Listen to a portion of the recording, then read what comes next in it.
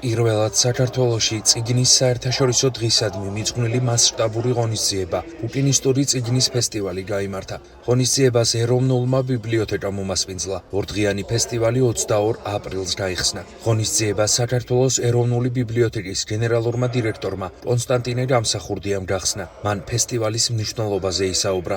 ღონისძიების ფარგლებში ბუკინისტური წიგნის მოყვარულებს ერთ სივრცეში თავმოყრილი გამოცემების შერჩევის, შეძენისა და თავიანთი კოლექციების გამდიდრების იშვიათი შესაძლებლობა მიეცათ. ფესტივალის პარალელურად ჩატარდა სხვადასხვა სახის აქტივობა. გაიმართა საჯარო ლექციები. ბუკინისტური წიგნის ფესტივალი საქართველოს ეროვნულ ბიბლიოთეკაში დღეს დასრულდა. გვაქვს პატივი, რომ პირველად საქართველოში უმასპინძლოთ ბუკინისტური წიგნის ფესტივალს.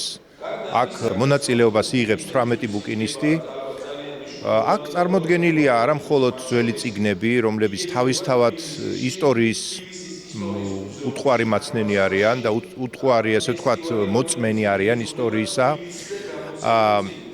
აქ არის ჩანაწერები, მუსიკალური ხმოვანი ჩანაწერები, აქ არის ხელნაწერები, პოსტერები და ასე შემდეგ, აი ძალიან ბევრი რამ, არტეფაქტები.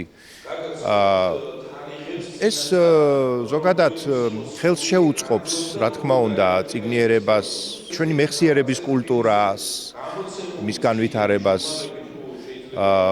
ეს ადამიანები აქ ერთმანეთთან გაცვლიან სხვადასხვა გამოცდილებებს და ზოგადად ჩვენ დაინტერესებული ვართ, რომ ეს ტრადიცია დამკვიდრდეს, რომ ყოველ წელს გაიმართოს ასეთი ფესტივალი და ეროვნული ბიბლიოთეკა მზად არის, რომ კარი გაუხსნას ასეთ ინიციატივებს და ასეთ ღონისძიებებს.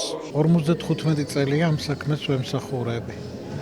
ესე იგი მთელი ცხოვრება 20 წლიდან. ამაზე დიდი სიკეთე აი მხრის განმავლობაში არავის ჩვენთვის არ გაუკეთებია, რომ ჩვენთვის ყურადღება მოექციათ. და ეთქვათ, რომ აი ბუკინისტები არიან, რომლებიც საოცარ სიკეთეს აკეთებენ.